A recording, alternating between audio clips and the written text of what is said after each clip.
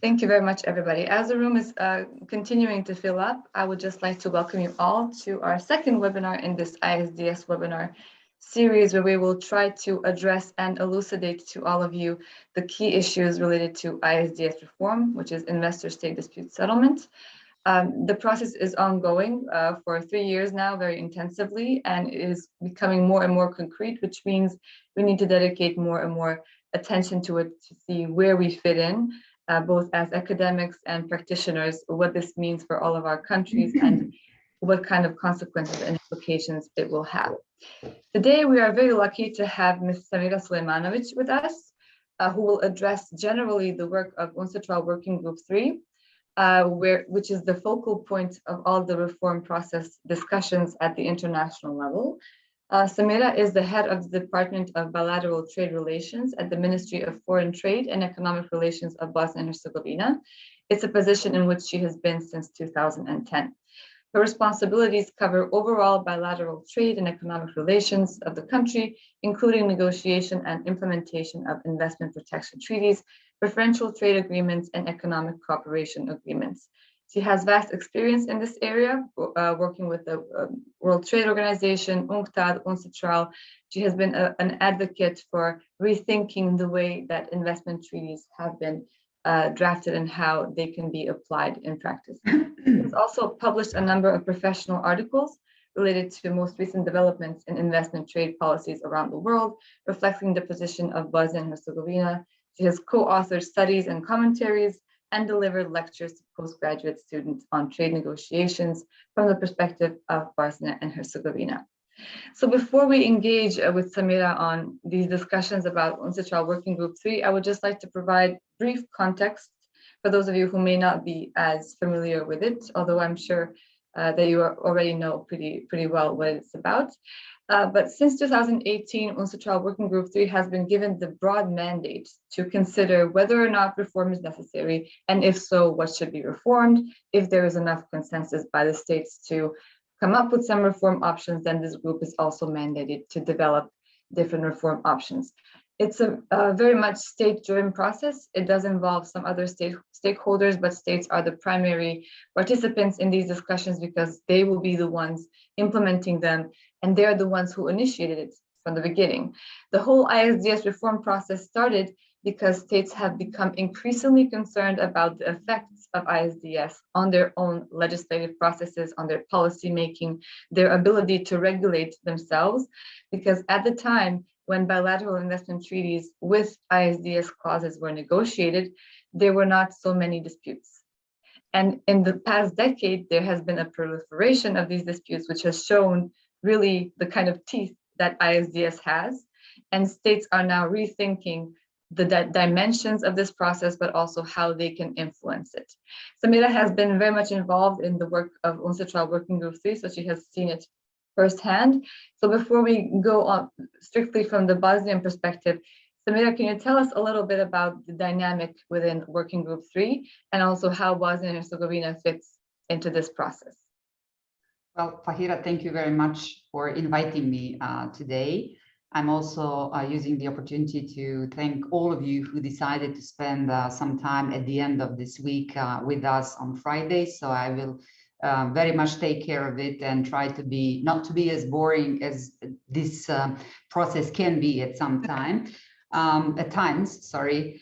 Well, first of all, Bosnia and Herzegovina is involved in this process as much as it could possibly be. And you will see later, probably when we get into some segments of this reform, it is not that much matter of Bosnia and Herzegovina. It is matter of many countries that participate in the process by being there, but very few countries to all of people who are involved in this process are actually participating in this process by sending submissions, by making different proposals and being active in discussions when the meetings of the Working Group 3 are held, and informal meetings that are organized in between. I also think that the fact that the working group meetings are taking almost 2 years online format has its pluses and minuses. The plus is that many countries and representatives that wouldn't be able to participate are now able to attend in an online forum, because we cannot either finance the attendance in New York. Somehow we can reach Vienna, but New York is a far away destination for most of us. And secondly, we would not be able to be absent for such a long time, because the meetings are taking place all over the whole week, and then it probably includes the traveling over weekends. So that's one of the pluses. The minuses is that it can be sometimes very difficult to discuss issues online. And well, as an example, I think the last meeting of the Working Group 3 held last week was as a school example of, you know, the bad way of having meetings via Zoom, because a lot of us had internet problems. The chair usually had to remind the delegates to speak either closer to the microphone, or to speak louder, or to repeat something, etc. So it's really burdensome on top of the burden that is in the heart of the reform process. So Bosnia-Herzegovina is participating by being present, following, monitoring as closely as possible what is going on and what are developments of the possible reform options, together with with other countries in the Western Balkan region, and with assistance of the GIZ project. We have been able to submit a couple of submissions, joint submissions, and I'm very much proud of that. It's not a rocket science, but I mean, that's probably the first time that we ever submitted anything to such a forum. And not to mention that this is really a key reform process in the area on investment protection. Mm-hmm. It's very interesting to hear, you know, although we do have the technology, of course, the challenges will come along, in addition to the different dynamics that exist between states who are more powerful and those who are a little bit less powerful. So could you comment generally, what is your perception of the conversation that's being held? Is there a dominance of particular influences? Who is mainly driving the conversation? And is there an opportunity for other states to actually impact the deliberations in that sense? Well, that's an excellent question, because, you know, I somehow thought I would be your eyes into the room of working group 3. So, I mean, you can find the documents on the website. You can read if you enjoy it. I mean, I don't recommend because there are piles and piles of papers. And if you have enough time, and I don't think anyone has that much time, you can read it. But what you cannot absorb the proposals and the positions unless you really know what the energy during the meetings, and who is doing what, and what is the energy around specific groups of countries or individual countries. First of all, I'm personally very much frustrated with the fact that this is a huge reform process, and whoever is informed knows that it covers like 6 or 7 key points. And then these points are then divided into different proposals. The proposal goes from point A to point Z, and at some point you lose the perspective where the whole process is going. Because of that, I really need to commend the chair. The chair is probably the best chair we could possibly elect to lead the process. It's Mr. Shane Spelsey, and he is really, like directing us and making sure that things keep moving in spite of totally different positions taken by the different countries in this forum. So that's something I really think it's important to know, because the chair makes a difference, and maybe from some other processes we can. We who attended it know how important it is to have an excellent person doing this job. Second, of course, I mean, because the whole world is in the process of reform, or at least they are forced to be in the process.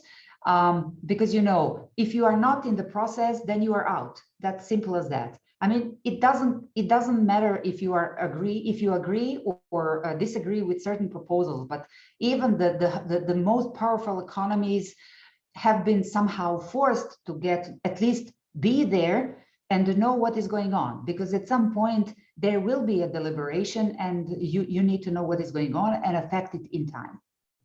So of course, whoever is informed in what are the positions in the investment protection world and treaties, you know that there are different positions. I think the leader of the differences and the innovations is the European Union.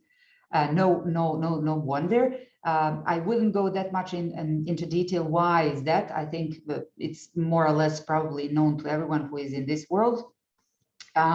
But certainly the proposal, the innovation that is making noises in the room is the proposal of for the establishment of the standing multilateral investment court.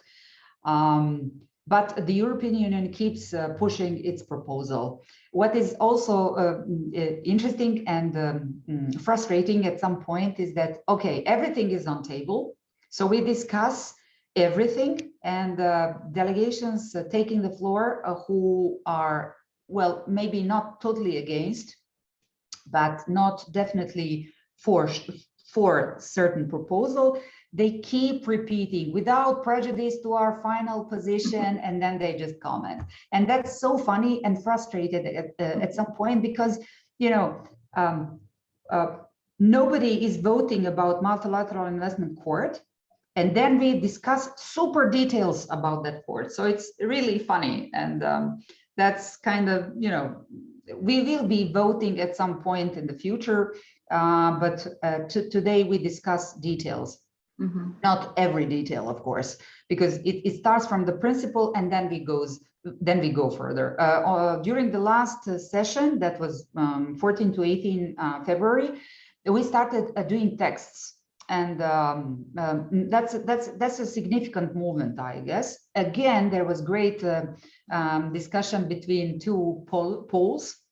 The European Union pushed for texting, starting making text, and some delegations were against. Of course, we ended up doing texts. I think it's good from the perspective of all countries having something, you know, it's easier to discuss something when you have written what exactly is proposed by a specific delegation or country.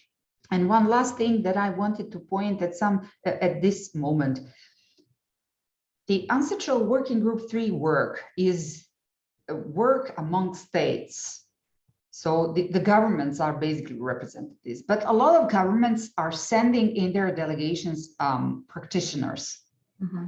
And I think that's good and bad at the same time. The good thing is that you have people who are, you know, who are able to go into very legal, technical details. But these people, from my point of view, as a state government representative, they at some point lose the state perspective, and they go into so much detail that you know, you don't know what they're talking about. And they go, it's so, you know, you need like to paint your walls, and the two of them are talking in detail about the scratch on the wall. Mm-hmm. And then, you know, the rest of us like, what these people are talking about. It gets frustrating from time to time, and I am in contact with my colleagues from other states, and we text each other on our mobile telephones, and one of my colleagues texts me, okay, do you think it's realistic anymore, because nobody knows what these people are talking about. It gets so detailed that you lose the whole picture. So you mentioned that, and I'm closing with this on what you asked me. We, from my personal point of view, very much early gave up on substantial changes. and got into technical details like, you know, not fixing the big problems, but doing the nice work, you know, on the walls and fixing something. It's absolutely necessary, but I don't think it would be sufficient. I mean, you have really laid out the key problem in the whole process. First of all, it's very big, which means it's difficult to manage. You have differing camps. Some of the delegations want a systematic change, which is the EU, who wants to abolish ISDS as we know it. We have others who are more concerned about fixing what we have right now, because apparently it does work and there is no need to abandon it altogether. And then crucially, one of the biggest problems is focusing only on procedural issues when obviously there's a need to look at substantive issues as well, because they are absolutely inextricable. So in all of that framework, which you have nicely laid out, including the dynamic in the sessions, perhaps we can now turn to some specific issues. We know that the Working Group 3 has spent almost a year and a half identifying different concerns, talking about what is worth addressing in reforms and whatnot. So could you outline for us now what specifically is the Working Group 3 focusing on now? What kind of reforms have been chosen as the top priorities at this point? Well, sure, and I'll try to be, now I'm going to be technical, so I'll stick to the papers, and whoever is not already acquainted with that, I suggest they read the working paper 166 edition 1, in which they have nicely put, the Secretariat is also doing excellent job for the Working Group 3, and honestly, sometimes I don't know how they make it, because there are so many comments and proposal from various delegations that it really needs an enormous work and attention and energy to put it together and make everybody, you know, having a clear vision what has been said and what is being for consideration for the next session. So basically, I mentioned already, the reform options are focused around 6 or 7 areas. So it's tribunals, whether ad hoc or standing multilateral mechanisms. Then it's arbitrators and adjudicators, appointment, the method of appointments and ethics of their work. And within that it's, as I said, or the further discussion on various issues in this area, for example, like code of conduct or ISDS tribunal member selection, appointment and challenge. And I have to intervene here because the last time we discussed about the criteria for selection of arbitrators and adjudicators, and my colleague from Croatia texted me and said, okay, well, good. We can be judges when we turn 69, because that's when the reform will be over. And on top of everything, and I said, well, if we meet the criteria, because the more you listen to the delegations and their iteration, it looks like the list of criteria is endless. So for me, it's at some point the question, I mean, where is the line? Where is the normal, healthy line? We are not looking for supermans, but we just want to make sure that the system is reliable and that we can make justice for the investors and for the states in dispute resolution. So the system should not be the tool for itself. It's the tool that we need to improve the process. So it was really interesting. I don't remember exactly who was the delegate. I think it was delegate from the Latin America, and they are like listing and listing and listing the criteria that should be included for appointment. That, you know, at some point you think, well, okay, is there an end to this, and how we can make it work in practice? The third pillar around which the reform process is focused is also treaty parties' involvement and control mechanism on treaty interpretation. So that's something that the working group decided is important. So within that, we discuss enhancing treaty parties' control over their instruments, because we are the signatories, and that's where the states have its say, and strengthening the involvement of state authorities in this process. Also, from Bosnia and Herzegovina perspective, very important segment.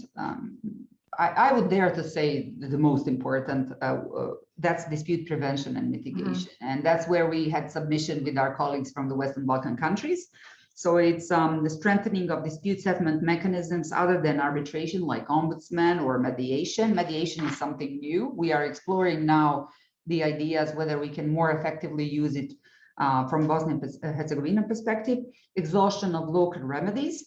I mean, I can comment on that. Well, I'm a civil servant. I represent government of Bosnia and Herzegovina, but exhaustion of local remedies, I don't think we are mature enough to support something like that, because we are obviously everybody aware of the fact that our court system have a tradition of long dragging cases, and if we want to offer that as an incentive for foreign investment to come over, I don't think that's something we should play on. So there are some other countries advocating for that, but I don't think we should be the one. Also, procedure to address frivolous claims, including early dismissal. That's something that the EU already included in their drafts. Negotiating investment treaties.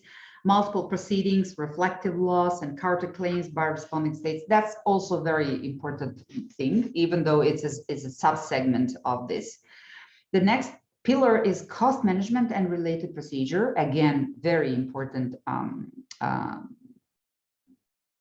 reform segment. So within that, we expect expedited procedures, principles, guidelines on allocation of costs and security for costs, other streamlined procedures and tools for management.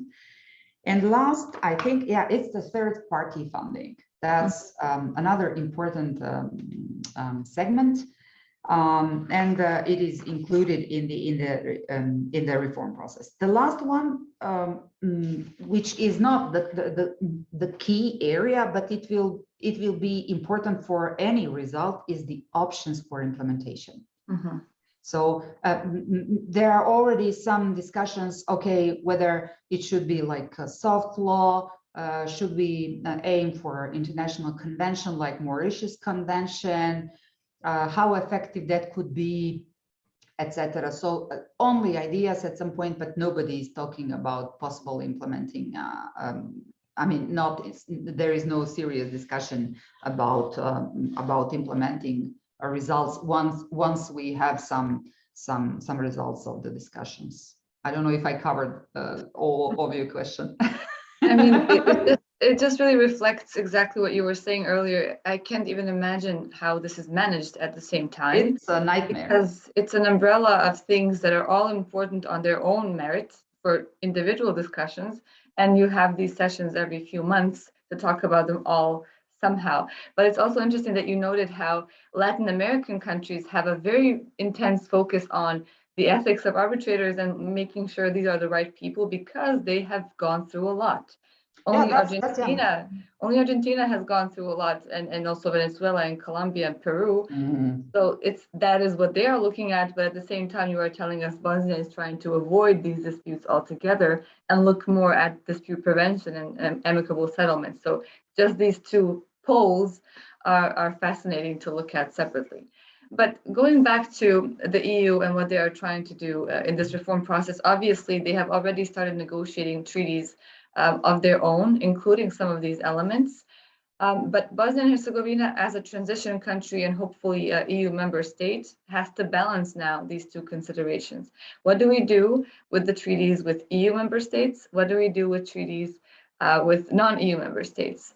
So from your treaty negotiator, with the treaty negotiator hat on, could you comment on what can Bosnia and Herzegovina do now to prepare for the implementation of whatever the EU ends up adopting as its investment protection model, but also to maintain the relationships with other investors from non-EU member states? Well, that's I mean, like, we don't have enough problems already. Now that's a new that's a new one. Well, Bosnia and Herzegovina, according to our formally declared primary political and economic and all other objectives of the foreign policy of Bosnia and Herzegovina, it's a formal objective to join EU. So by having it as a priority of our foreign policy, and also having the stabilization and association agreement signed, in which we undertook the obligation to align with the legislation of the EU, does not have a lot of maneuver space. Well, different people would say, oh, well, you are far away from the membership, you never know. But you don't align with the policies overnight. So with some policies, you better start aligning in time. That's one of the policies. Such policies is, in my opinion, investment policy of the EU that is contained in the international investment treaties, because of the fact that you cannot easily terminate such or change or renegotiate such treaties. And second, you are creating then two kind of policies if you have differences between the policies that you draft with EU member states or EU, how to say, like states, the policy-like states, and then some third states that are pertaining to other parts of the world. I have alarmed region and people in Bosnia and Herzegovina who are in this area, that we should start early thinking about what to do about our national policy. For the time being, we have moratorium on conclusion on new BITs, the investment treaties, for the fact that we need to rethink the policy in order to, protect the state, not from investors, but from certain practices that obviously hurt states in the past due to vague and old-fashioned provisions in such treaties. And second, because we need to align also with the EU. Within the regional, common regional market action plan, we have put one of the actions is that to renegotiate BITs, the investment treaties with European Union member states. What is specific about this, it was my proposal, and I'm happy to have it planned as that, is that we do not go in renegotiating country per country, but we renegotiated with European Commission, and then we just replace the all existing old treaties with individual member states. I don't think that we can make any significant changes in what the EU policy is. We can only postpone the implementation of certain solutions that they are applying right now. Why this reform process is important also is in defining our policy toward third countries, non-EU countries, because different countries have different interests. That is completely legitimate, but we could probably create certain problems for ourselves if we deferred significantly from what our obligation would be in line with EU policies. So for the time being, we are just not doing major steps in this regard, and we are trying to consolidate to see what we can do in areas where we have maneuver space, and in others we are just trying to make a single step which covers all these issues that are tackled by the European Union. When and if it comes to multilateral investment court, we will see. It seems I was going to actually discuss it today with you, but then I thought, at this point, there's only so much that can be said. It's, you have some kind of technical framework, but beyond that, it's really not defined in a way that we can talk about whether it will be good or not. So I decided not to burden you with that today. Maybe at some other point, maybe next year, we'll have some more detail. But you mentioned, it's very impressive to hear how much Bosnia and Herzegovina is already thinking ahead and, having conversations with the Commission and renegotiating in some way. So that's very positive.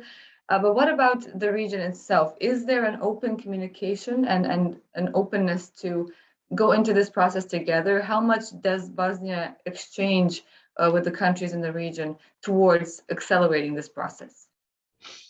Well, I'll be honest with you.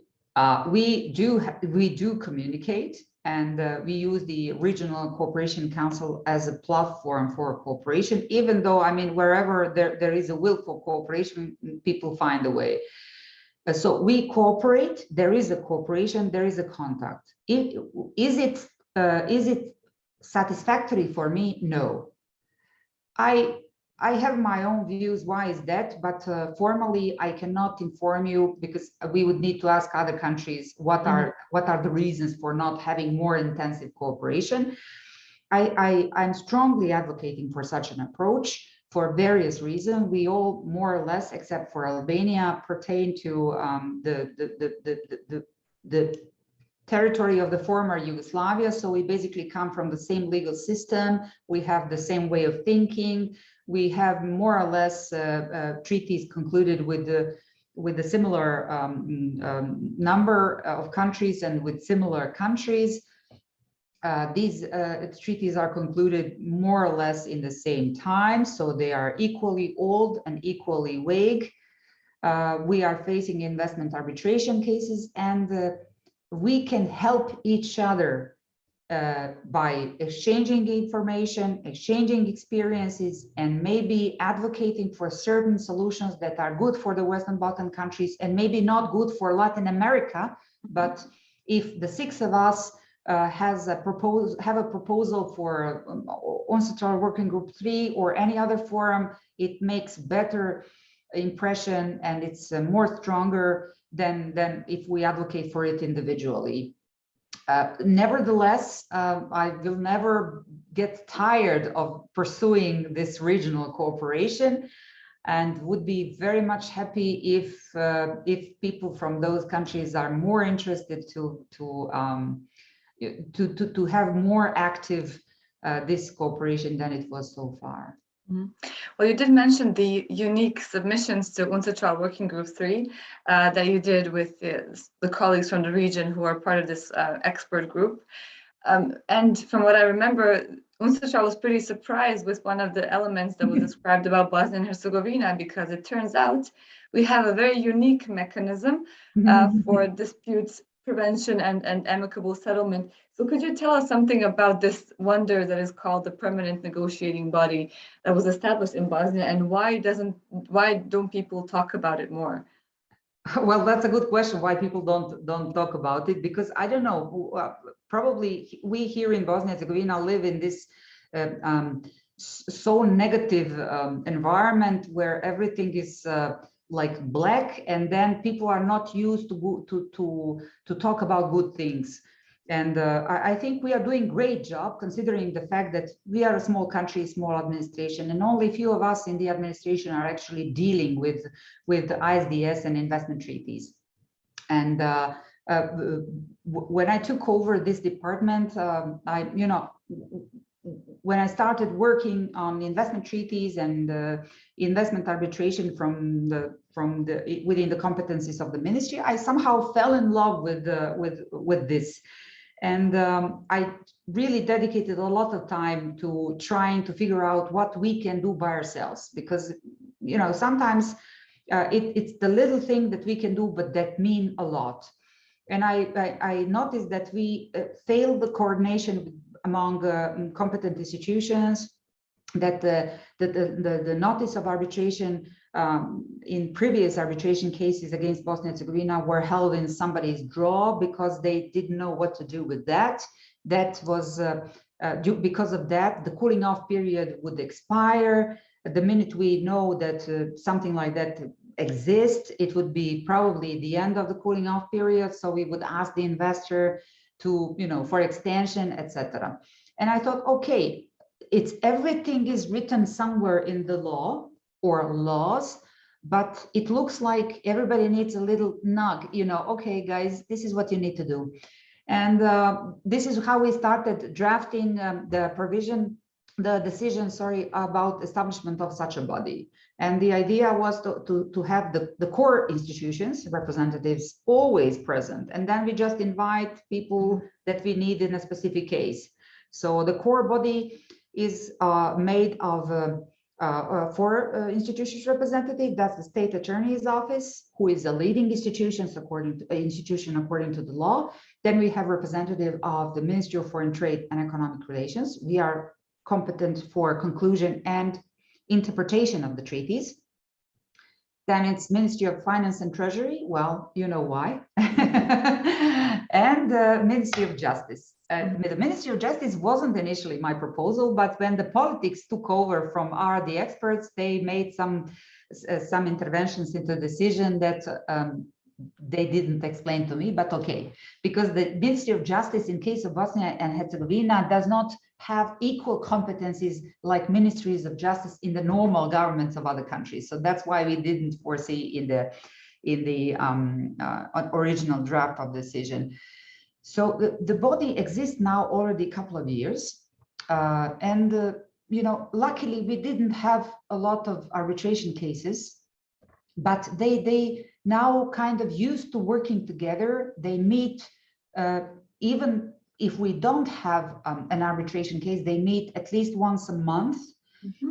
We feed them with information about what is going on in the arbitration, what are the statistics, what are the most important information about big cases that could possibly, you know, give us a reflection in Bosnia and Herzegovina, like cases related to renewable energy in the European Union, which is something that Bosnia and Herzegovina could potentially help face, or any other country trying to use more renewable energy sources, etc.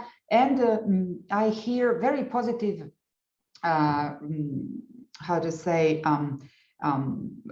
words from the people working in the team and from some people who have been working with the team in terms of asking for some information or addressing them. They are also they are also now coordinating the institutions in active arbitration cases against Bosnia and Herzegovina. Is it perfect? No. But I think it's far better than what we had a couple of years ago. So I don't stay there. I have some plans to improvement, and I want to connect the dots. So I want to make the mechanism that would connect the initial problem addressing institution of the investor. So when the investor has a problem, he should know who to address. And then we follow all the phases until it escalates into arbitration case where we have this body involved at that rather late stage, I would say. And that is very far-sighted, and we know that many countries now are just starting to think about these things, and we have Bosnia already a couple of years ahead thinking, and now you are in the position to make this institution work better and also build on it in the stages that precede actual disputes. So I'm sure with this enthusiasm and with this farsight, you're going to be very quick also in accomplishing this. So we are almost towards the top of the hour when we will conclude. So I will ask you, from your perspective, considering that there are so many loose ends still open and so many things still not known at this point, what is your idea of where the UNCITRAL Working Group 3 is going at this point? And when do you anticipate some concrete decisions that might lead to adoption in the near future? Well, that's a tough question. I mean, probably a majority of people know that some of the working program of the Working Group 3 is to have it done by 2025. It looks like far away from for us looking for some quick resolutions. For amount of work that is being done in the working group, it looks like short, because we only started to put texts, but nothing is agreed. And then you have the final agreement about possible solutions and implementation. So let's imagine that we have everything agreed, whatever the agreement is, and then we need to make sure how it is implemented. And I am hopeful that we don't end up like Mauritius Convention. Because Mauritius Convention is signed, everybody was happy, and I don't know how many countries already signed to it and have it entered in and applied in their treaties. So it takes a lot of time, and I think we need something that is efficient in the practice, because in absence of such a solutions, already regions in the world have gone their own way. So you have new practice setup, for example, I don't know, in India, and then something new happening in South Africa. They go their own way. So we are already creating a new patchwork. That's something new. It's not tested in a case law. So we don't know how effective these issues are. Multilateral solutions go slow, but they should cover a greater part of the world. And that's why I somehow prefer that kind of doing things. What will be the end? That would be like $1 million question. I am sure we will come up with something that let's, like, for example, like this advisory center. I don't know what would be the substance of it, but we will probably end up with something like that, trying to help developing countries with this. We will probably have something about, I don't know, like criteria for arbitrators and adjudicators. We will probably have something on third-party funding, things like that, like plus procedural. But I am not very much sure what will be with the appellate mechanism, whether it will be ad hoc or standing, and definitely not sure what will be with the multilateral investment court. I mean, even if it comes to that as a solution, it will take, like, I don't know, probably another 10 years to establish that. So it's a far future from my point of view, but maybe I'm totally wrong. I doubt it. So far, you have been pretty much, it seems you're totally in hold of the whole process, so you know what you're talking about. At this point, I would open the floor for any questions. So in the chat, or please turn on your microphones if you wish. But in the meantime, Samira, you have prompted me now, of course, with your comment, to ask you another question, because you did mention the Mauritius Convention, and I don't want to go into that into detail. For those of you who don't know, it's a convention that allows states to implement the rules of transparency into their treaties. But although there are so many calls for transparency, and last week we had a whole webinar about that, states were not so quick to adopt it.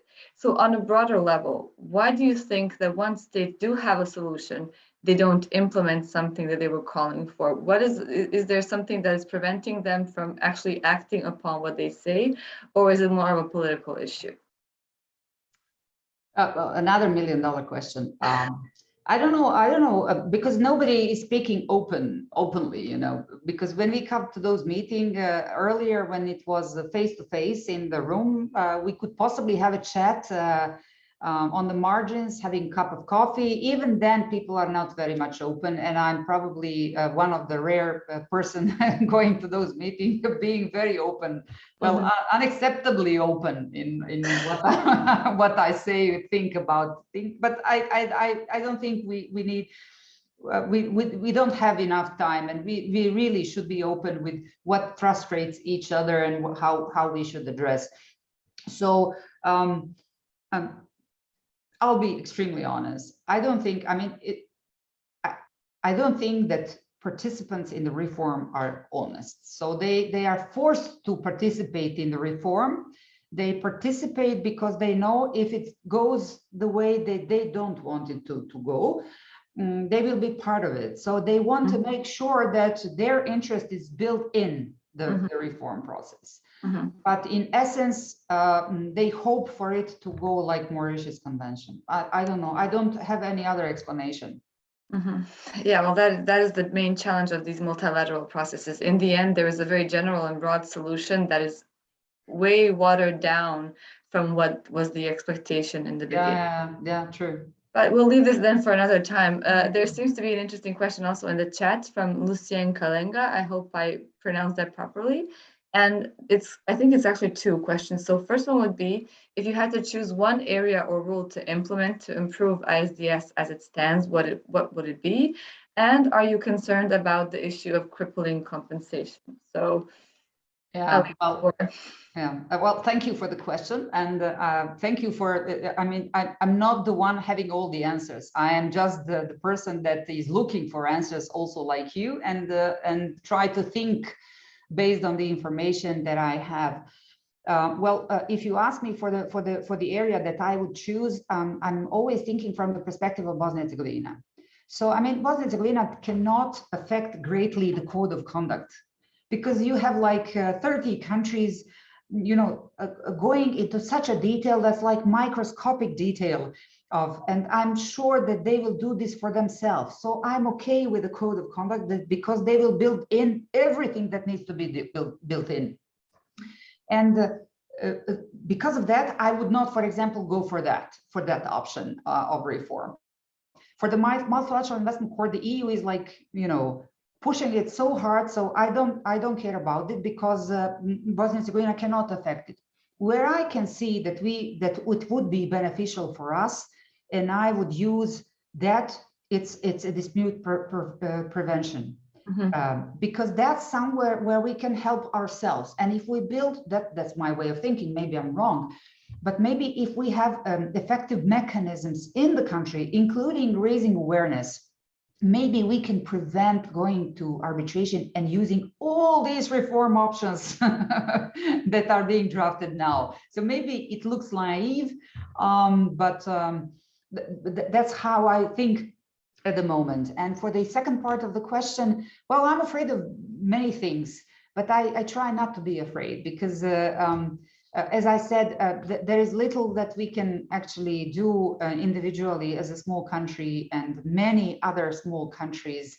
I just hope that we find good solutions that would generally fit all, because now that every country in the world is hit, so there are no countries that could say, like, I don't care because that doesn't affect me. No, it affects everybody. So I'm counting on the best and most knowledgeable experts in the world to come together and find solutions which would prevent also crippling compensation situations. I don't know if that answers the question. Well, they're more than welcome to follow up, but yes, and this is another area where we go into the substance. So it just shows how difficult it is to separate the two. If you're talking about compensation, we are already looking at deeper analysis of substantive issues. So overall, still many doors to open. I will leave. Luciano, are you trying to say something? No, just to thank you for your answer and for inviting me to attend this meeting. That is all. Of course. Thank you. It's an absolute pleasure. I will leave a few more seconds to anybody who would like to ask other questions before. I don't want to keep you all from your weekend, although this is very fascinating and I could literally sit with Samira for hours, which you have done, speaking about these things several times. But if not, I think it's fair to say that we have all deserved a nice break and a nice weekend. Thank you so much, Samira, for your time. You have somehow managed to squeeze years of work and very complex issues into 45 minutes of fantastic discourse. And we definitely hope to have you back very soon to update us on all of this and to speak about more progress that Bosnia has done as a beacon of the region in this area. Thank you very much, Fahira. Again, thank you all who decided to spend another hour at the end of this probably tiring week for everyone with me. I very much appreciate that. Thank you. And thank you all for your attention. You will all have access to the recording on the Association Arbitration YouTube page. We will continue our series of webinars next week. The topic and the speaker will be announced very soon, so stay tuned. But until then, please stay safe, stay healthy, and have a nice weekend.